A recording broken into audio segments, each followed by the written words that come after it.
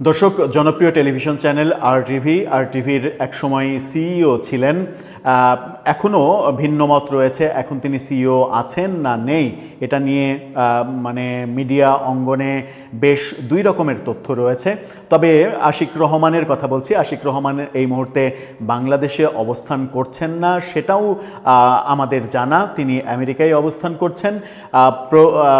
এর আগে 2024-এর শেখ হাসিনা পতনের যে আন্দোলন, সেই আন্দোলনের পরিপ্রেক্ষিতে আশিক রহমানের নামে হত্যা মামলা হয়েছিল।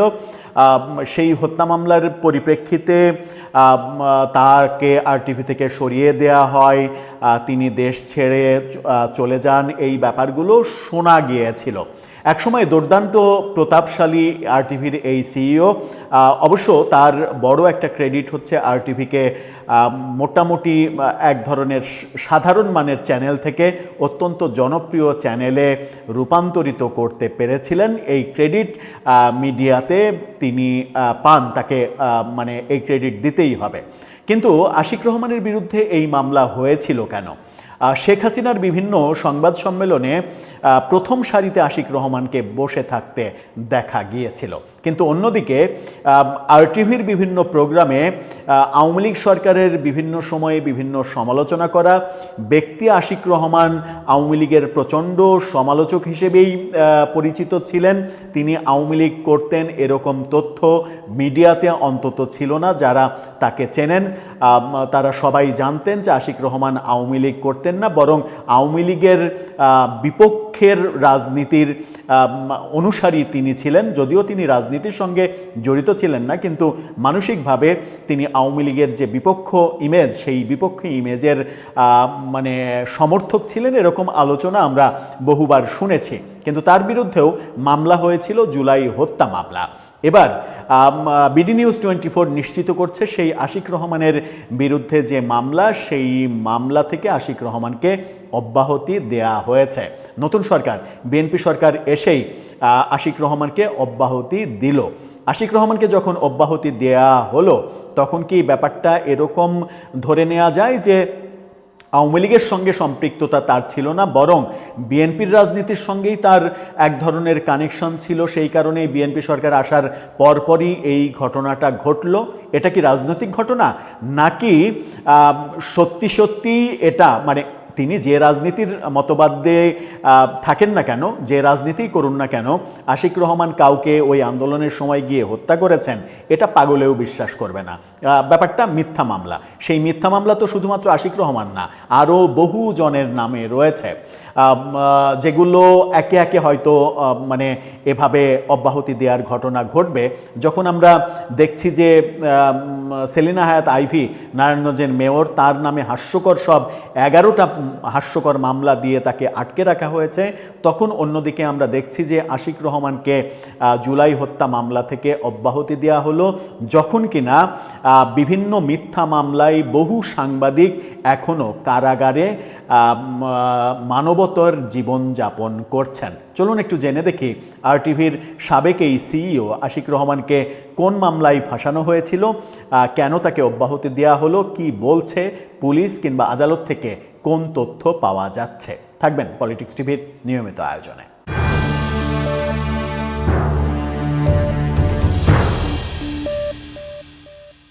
দর্শক, বলছিলাম আর-টিভির সিইও সাবেক, যদিও বিডি নিউজ 24 বলছে সাবেক, আমরা নিশ্চিত করে বলতে পারছি না যে তিনি আদতে সাবেক নাকি তিনি এখনও আছেন, শুধুমাত্র অফিস করছেন না।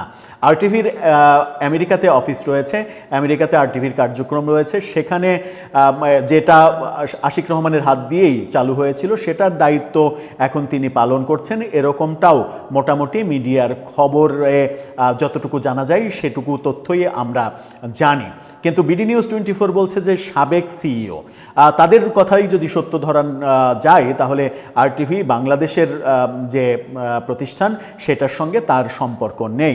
কিন্তু আমেরিকায় আর-টিভির যে কার্যক্রম, সেখানে তিনি সব কিছু পরিচালনা করছেন, এটাও জানা কথা। তার মানে আরটিভির সঙ্গে তার সম্পর্ক ছেদ হয়নি, কারণ আরটিভির যিনি মালিক আওয়ামী লীগের এমপি মোর্শেদ আলম, তিনিও কারাগারে রয়েছেন। আওয়ামী লীগের এমপির এই প্রতিষ্ঠান হওয়া সত্ত্বেও আমরা বিভিন্ন সময় দেখেছি আরটিভিতে আওয়ামী লীগ সরকারের বিভিন্ন ধরনের সমালোচনা করা হয়েছে।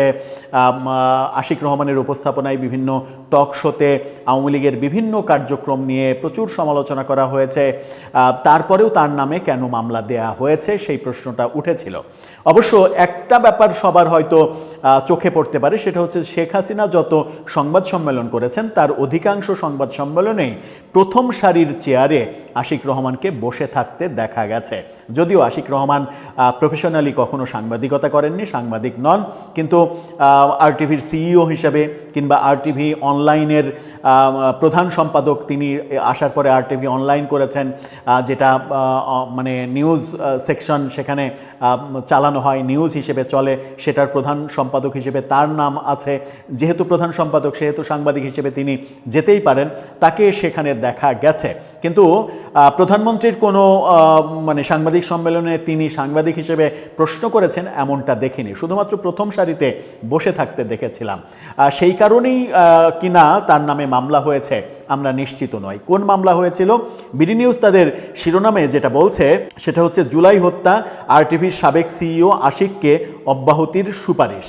সাবেক সিইও বলছে তারা বলছে যে জুলাই আন্দোলনে সাইফুল ইসলাম হত্যা মামলায় বেসরকারি টেলিভিশন চ্যানেল আরটিভির সাবেক সিইও সৈয়দ আশিক রহমানের বিরুদ্ধে অভিযোগের সত্যতা পায়নি পুলিশ, এজন্য তাকে মামলা থেকে অব্যাহতির সুপারিশ করে প্রতিবেদন জমা দেয়া হয়েছে। মামলার তদন্ত কর্মকর্তা পল্টন মডেল থানার এসআই আবুল হাসান গত 19 ফেব্রুয়ারি আদালতে এই প্রতিবেদন জমা দিয়েছেন। 19 ফেব্রুয়ারি এই ঘটনাটা ঘটেছে। আমরা খবর জানতে পারছি আজকে মার্চের 6 তারিখ, মার্চের 6 তারিখ শেষে 7 তারিখে এসে এই অবস্থা যখন আমরা দেখছি, তখন 19 তারিখে প্রতিবেদন জমা দেওয়া মানে হচ্ছে যে এটার সঙ্গে নতুন সরকারের যে মানে অন্তর্ভুক্তি, নতুন সরকারের ভূমিকা, সেটা খুব একটা থাকার অপশন নেই। কারণ 17 তারিখে নতুন সরকার শপথ নিয়েছে। নতুন সরকার শপথ নেওয়ার পরে 19 তারিখে এই মামলার প্রতিবেদন জমা দেওয়া হয়েছে। সেই প্রতিবেদনে আশিক রহমানকে অব্যাহতি দেওয়া হয়েছে। যোগাযোগ করা হলে আবুল হাসান জানিয়েছেন সৈয়দ আশিক রহমানের বিরুদ্ধে হত্যা মামলার অভিযোগের সত্যতা মেলেনি, এজন্য তাকে অব্যাহতির সুপারিশ করে প্রতিবেদন জমা দিয়েছে। এর আগে এই মামলায় আরও কয়েকজনকে অব্যাহতির সুপারিশ করেছেন বলে তিনি জানিয়েছেন। কর্মকর্তা বলেন, বাদীর আনা অভিযোগের বিষয়ে কোনো সাক্ষ্য প্রমাণ পাওয়া যায়নি, এজন্য ফৌজদারি কার্যবিধির 173-এর ক ধারা মোতাবেক তাকে সাময়িকভাবে অব্যাহতি দেওয়া হয়েছে। সাধারণত কোনো মামলার তদন্ত শেষে আদালতে অভিযোগপত্র বা চূড়ান্ত প্রতিবেদন দাখিল করে পুলিশ। তবে গত বছরের 10 জুলাই অধ্যাদেশ হওয়া সংশোধিত ফৌজদারি কার্যবিধির 173-এর ক ধারায় তদন্ত চলাকালে অন্তর্বর্তী প্রতিবেদনের ভিত্তিতে আসামিকে অব্যাহতি দেওয়ার সুযোগ করে দেয়া হয়। এই কারণেই এই মানে অব্যাহতি দেওয়া হয়েছে। 2024 সালের 19 জুলাই দুপুর 12টার দিকে কাকরাইল মোড় সংলগ্ন এলাকায় ওই দিক দিয়ে যাওয়ার সময় গুলিবিদ্ধ হন সাইফুল ইসলাম। তারপরে তাকে হাসপাতালে 2 হাসপাতালে নেয়ার পরে দ্বিতীয়বার যখন ঢাকা মেডিকেলে নেওয়া হয় তখন তিনি মারা যান। সেই হত্যা মামলায় তাকে আসামি করা হয়েছিল। এই হত্যা মামলায় সাবেক প্রধানমন্ত্রী শেখ হাসিনা, স্বরাষ্ট্রমন্ত্রী সহ অনেকের নাম, ঢাকার গুরুত্বপূর্ণ ঢাকার মেয়র, 2 মেয়র সহ অনেকের নামই জড়িত ছিল। সেখানে 131 নাম্বার আসামি হিসেবে সৈয়দ আশিক রহমানের নাম অন্তর্ভুক্ত করা হয়েছে।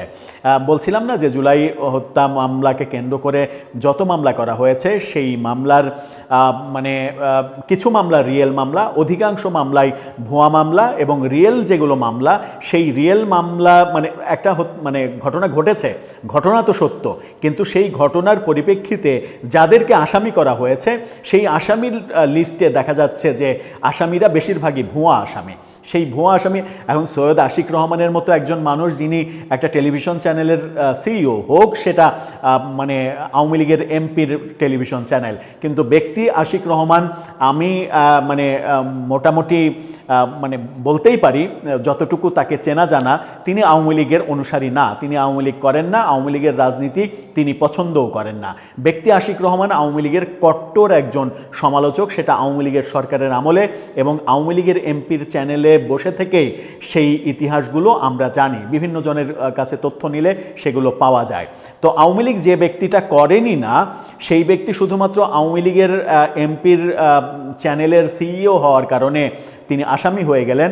আর একজন টেলিভিশন চ্যানেলের সিইও যিনি কিনা সম্ভবত বাংলাদেশে তিনিই বাংলাদেশের টেলিভিশন চ্যানেলগুলোর মধ্যে তিনি সম্ভবত মানে সিইও হিসেবে সর্বোচ্চ সম্মানই পেয়ে থাকেন, যতটুকু টেলিভিশন চ্যানেলগুলোর তথ্য জানি সর্বোচ্চ সম্মানই তিনি পেয়ে থাকেন। এর চাইতে বেশি সম্মানই সম্ভবত একজনই বাংলাদেশে পেয়ে থাকেন, তিনি মানে টেলিভিশন চ্যানেলগুলোর মধ্যে তিনি চ্যানেল আয়ের একজন ঊর্ধ্বতন কর্মকর্তা। তো এইরকম অবস্থানের একজন মানুষ, তিনি কাউরান বাজার অফিস থেকে তার বাসা আবার ইস্কাটনে থেকে কিংবা কাউরান বাজারের বাসা থেকে তিনি কাকরাইলে চলে গেলেন, কাকরাইলে গিয়ে একজনকে আন্দোলনের মধ্যে গুলি করে মেরে ফেললেন। এই ব্যাপারগুলো আসলে হাস্যকর। এই হাস্যকর ব্যাপারগুলো একের পর এক এভাবে বেরিয়ে আসবে, এবং পুলিশকে যদি সত্যিকার অর্থেই স্বাধীনতা দেয়া হয়, তাহলে এই ভুয়া মামলার ভুয়া মামলাগুলো হয়তো বলছি যে 840 জনের মতো যে নিহত হয়েছে, 840 জনের জন্য 840টা মামলা হলো, ভালো, ফাইন, কেউ না কেউ তো তাকে মেরেছে, সঠিক আসামিটাকে, সঠিক যিনি দোষী তাকে দোষী করা হোক। অযথা 100, 150, 500, 1000 জনকে ইচ্ছাকৃতভাবে ঢালাওভাবে আসামি করা, এবং সেটা সারা দেশে, এই যে টেন্ডেন্সি আমরা দেখেছি প্রফেসর ইউনূস সরকারের আমলে, মেটিকুলাস ডিজাইনে এই টেন্ডেন্সি মূলত প্রফেসর ইউনূসের সরকারকে বিতর্কিত করে ফেলেছে। কারণ বিচারের বাণী যদি নিভৃতে কাঁদে, বিচারের ব্যাপারে যদি পক্ষপাতিত্ব করা হয়, বিচারের বেলায় যদি মিথ্যা কোনো রসদের আশ্রয় নেওয়া হয়, তাহলে সেগুলো বিতর্কিত হয়, এবং তাতে পুরো কখনো কখনো অরিজিনাল ব্যাপারটাও এমনভাবে বিতর্কিত হয়ে যায় যে আসল অপরাধীরা পর্যন্ত শাস্তি পায় না, তারাও ছাড়া পেয়ে যায়। আশিক রহমানের এই মামলায় 131 নাম্বার আসামি করা হয়েছে। একজনকে মেরেছে, একজনকে মারার ফলে এখানে তাদেরকে আসামি করা হয়েছে 166 জনকে, আরও অজ্ঞাত রয়েছে। 166 জনের নাম দেওয়া হয়েছে। ভাই, একজনকে মারতে 166 জন লাগে, মানে এটাও কি বিশ্বাসযোগ্য? আর এই যে মানে শেখ হাসিনা গণভবন থেকে বেরিয়ে গিয়ে তাকে গুলি করলেন, শেখ হাসিনার ব্যাপার না বুঝলাম যে আপনি তাকে হুকুমের আসামি করছেন, যে পুলিশ মারেছে সে তাকে শেখ হাসিনা নির্দেশ দিয়েছে সেই জন্য করেছে, সেটার না একটা মানে একটা যুক্তি আছে যে হুকুমের আসামি আশিক রহমান, কিংবা আর যারও 166 জনের মধ্যে আর 165 জন যে গুলি করলো তার নাম আমি নিশ্চিত এই আসামিদের তালিকায় নেই, কারণ সেই তথ্য প্রমাণ যে গুলি করেছে তথ্য প্রমাণ রেখে সে গুলি করেনি, হয়তো বেশিরভাগ ক্ষেত্রে। কিছু কিছু ক্ষেত্রে ভিডিও আছে, ছবি আছে, ধারণা পাওয়া যায়, অনুমান করা যায়, সেই ব্যাপারগুলো আলাদা। কিন্তু এরকম যত ব্যাপার রয়েছে, আমরা দেখেছি পিবিআইয়ের রিপোর্টে পিবিআই বলেছে যে আদালতে দাখিলকৃত যত মামলা, সেই মামলার প্রায় 54% মামলা পুরোটা ভুয়া, বাকি 56% মামলা পুরো ভুয়া, বাকি 44% মামলার যা আসামি, সেই আসামির 90% আসামি ভুয়া। এই যে আদালতে যত মামলা হয়েছে তার পরিসংখ্যান পিবিআই থেকে দেয়া হয়েছিল। এই দৃশ্যই তো বলে দেয় যে জুলাইকে কেন্দ্র করে কত ধরনের ব্যবসা প্রফেসর ইউনূসের আমলে কতজন করেছেন। নিশ্চয়ই আশিক রহমানকে আসামি করা হয়েছে, আসামি করার পরে আমি জানি না, তার সঙ্গে তো আমার ব্যক্তিগতভাবে কথা হয়নি, নিশ্চিত তার কাছ থেকে মানে ফোন দিয়ে বহু টাকা, কোটি কোটি টাকা চাওয়া হয়েছে, টাকা দেন তা না হলে নাম যাবে, টাকা দেন তাহলে নাম কেটে দেব, এই ব্যবসাগুলো তো সারা দেশেই হয়েছে। আর আশিক রহমানের মতো মোটামুটি ব্র্যান্ড ভ্যালু যাদের আছে তাদের কাছ থেকে তো বহু কোটি কোটি টাকা পাওয়া সম্ভব। সেটাই কি হয়েছে? দর্শক, আপনার মতামত জানিয়ে লিখতে পারেন আমাদের কমেন্ট বক্সে।